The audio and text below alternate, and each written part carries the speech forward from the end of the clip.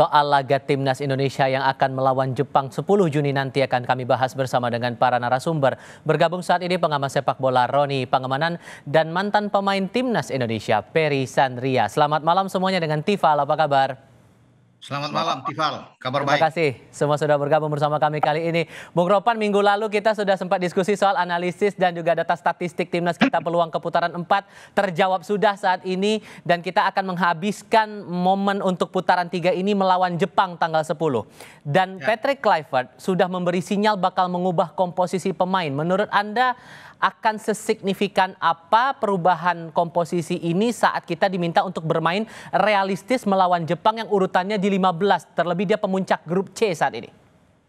Saya pikir agak riskan juga ya kalau Patrick Kluivert memilih untuk bisa merotasi pemain atau mengubah pemain. Kalau mungkin 1-2 dari pemain kita menghadapi Cina itu masih memungkinkan. Tapi kalau sudah mengubah 5-6 pemain, ini terlalu mencolok dan saya pikir akan berbahaya. Walaupun pertandingan ini memang hanya formalitas karena kedua tim kan sudah pasti lolos. Jepang lolos langsung, Indonesia lolos ke putaran keempat. Tapi bagaimanapun kan kita tidak boleh kalah dengan gol yang banyak misalnya. Artinya kita juga bermain imbang juga sudah bagus dalam pertandingan ini. Kalaupun kalah dengan tipis masih kita bisa terima gitu. Syukur-syukur kalau kita bisa membuat kejutan menang juga melawan Jepang. Tapi ini kan suatu hal yang sangat sulit. Di Jakarta aja mereka menang dengan 4 gol. Jadi kalau Jepang pun bermain dengan komposisi tim manapun, mereka punya kedalaman skuad yang lebih bagus tentunya dari kita. Jadi mungkin saran saya kepada Patrick Kluivert bahwa boleh saja dia mengubah, tapi jangan terlalu banyak. Jangan bereksperimen terlalu banyak.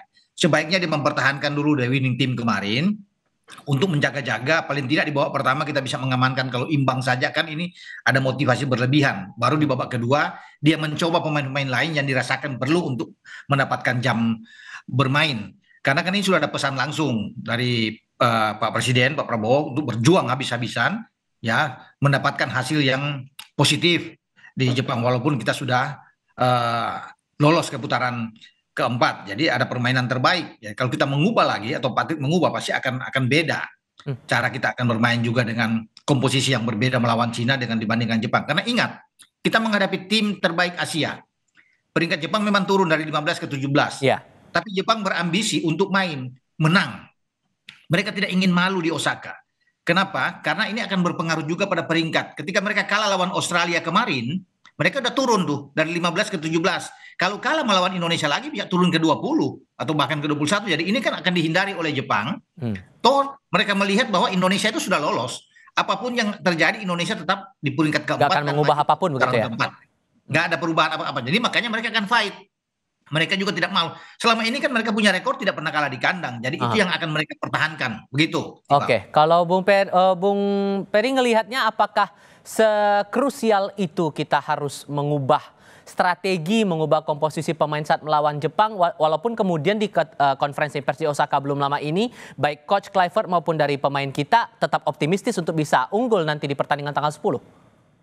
Ya, saya rasa kalau untuk perubahan di dalam tim sendiri, untuk 11 pemain, saya rasa kalau terlalu banyak yang dikatakan Bang Ropan tadi benar, kalau terlalu banyak ini juga berpengaruh buat tim.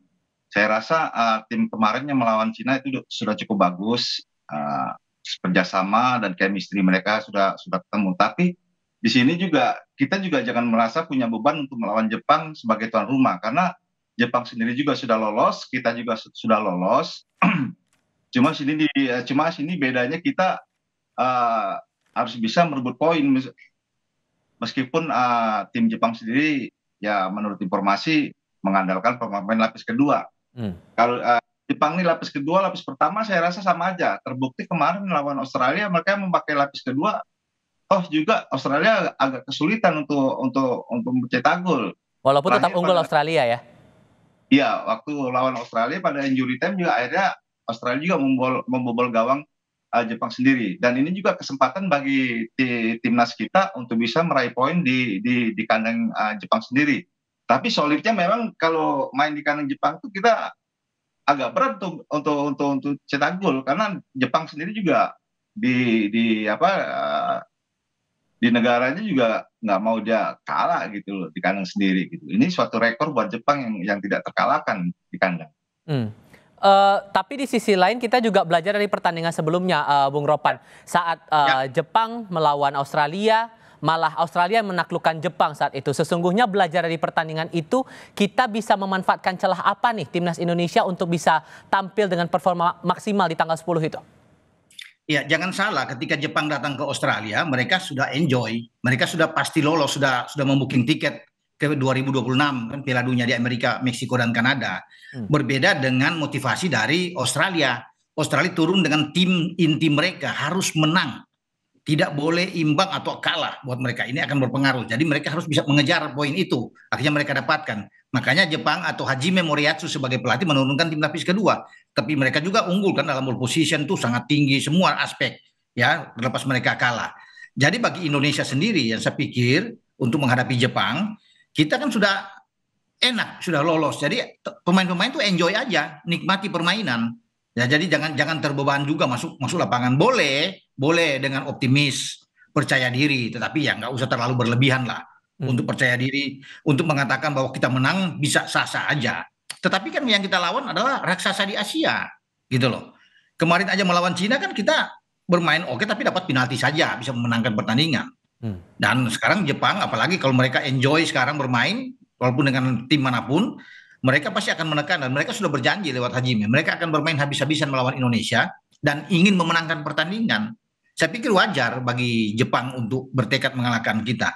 Sekarang kalau bicara taktik tinggal di PK, Patrick Kluivert. Apakah akan tetap bermain dengan taktik 3-4-2-1 seperti kemarin atau mengubah 3-4-3? Saran terbaik Anda apa? Ya bermain dengan cara kemarin oke. Ya, tetapi pemain-pemain yang dilepas juga kita akan lihat karena kan harus diingat Jai Itses dan Verdong itu sudah dapat kartu kuning. Iwal. Jadi kalau dipaksakan juga dan mereka mendapat kartu kuning, kedua dia tidak akan bermain di putaran keempat. Karena putaran keempat kan tim-tim bagus yang menghadapi kita, bisa Irak, bisa Qatar, ya akan kita hadapi. Jadi itu yang harus dipikirkan juga oleh PK dan kita sekarang sudah dapat Lino sudah masuk lagi dan Martin Pas. Jadi bisa aja ada perubahan-perubahan yang harus dilakukan oleh PK di dalam tim. Ya, tetapi itu saya bilang tadi, jangan terlalu banyak. Boleh, itu urusan PK, dia bertanggung jawab terhadap tim untuk mengubah skema permainan lah atau pemain-pemain merotasi. Tapi kalau sudah 6-7 pemain, nah ini kan akan lain cara bermain kita ketika tampil melawan Cina kemarin.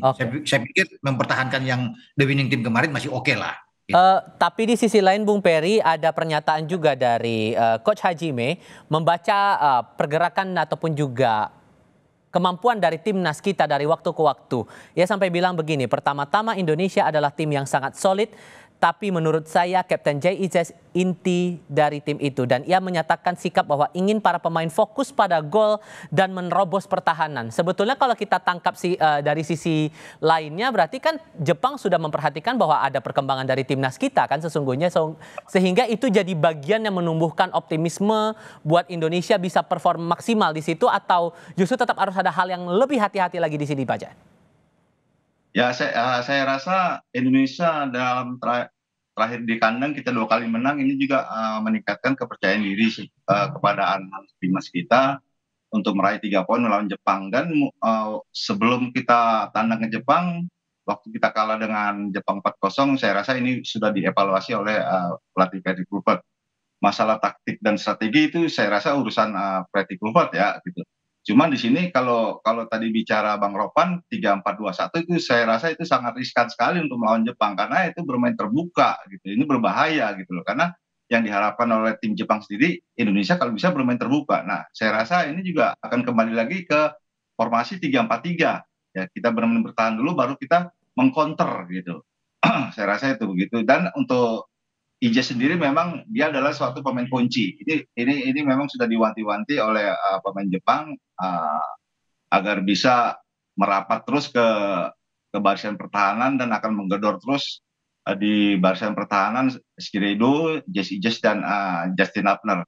Nah ini yang jadi persoalan buat Justin, buat saya dia adalah pemain yang sangat emosional gitu loh. Ini sangat sangat bahaya sekali untuk melawan Jepang karena di Jepang tuh mereka punya pemain-pemain yang punya trik-trik dan punya kecepatan pada saat duel 1 lawan 1. Sehingga menurut Anda, saya butuh penegasan Bung Peri, kalau Anda membaca performa dari tim Jepang dari waktu ke waktu, setidaknya selama babak kualifikasi putaran ketiga ini, hal apa yang perlu diwaspadai agar timnas kita bisa betul-betul mainnya bagus dan realistis lah untuk mengejar target?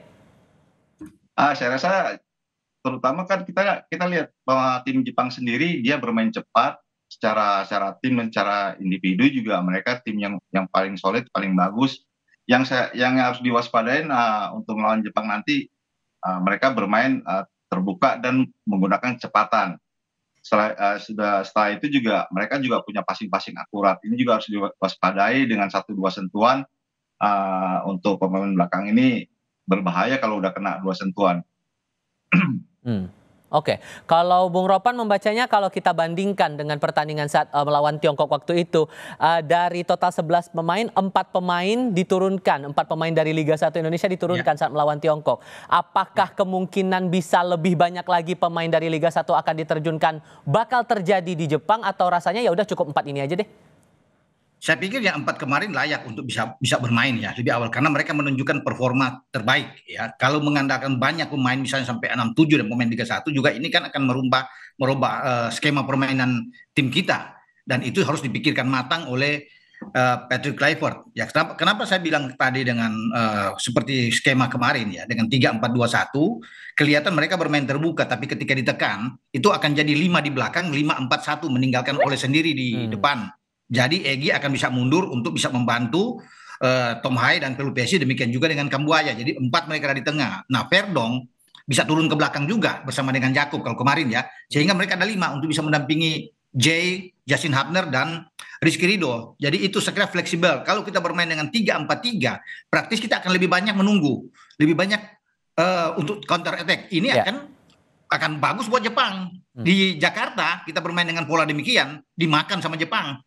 Dan Jepang langsung pressing, kita nggak bisa berbuat apa-apa karena kita kan dalam tekanan sulit untuk bisa mengimbangi Jepang. Pressing mereka sangat sangat kuat dan itu yang akan mereka lakukan. Kalau kita bertahan terus dengan counter attack, kita tidak akan mungkin mendapatkan gol dengan hanya mengandalkan Ole di depan. Jadi harus hati-hati juga.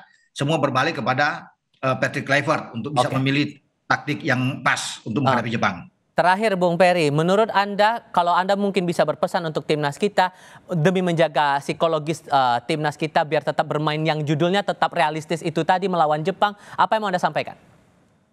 Ya, yang penting kita sekarang sudah lolos, Jepang juga sudah lolos. Yang saya katakan tadi, sebaiknya kita bermain lawan Jepang itu sekarang ini kita bermain enjoy, jangan terlalu punya beban. Karena kalau kita bermain dengan enjoy, saya rasa semua itu bisa diatasin. Kalau bermain kita tidak ada beban, saya rasa itu bermain itu kita enak gitu, lepas gitu, dan tidak ada tekanan-tekanan dari siapapun gitu. Saya rasa justru yang dapat tekanannya adalah tim tuan rumah sendiri karena peringkat mereka juga harus diperbaiki. Nah, sedangkan kita juga harus mencuri 3 poin agar juga peringkat kita naik lagi. Gitu. Ya.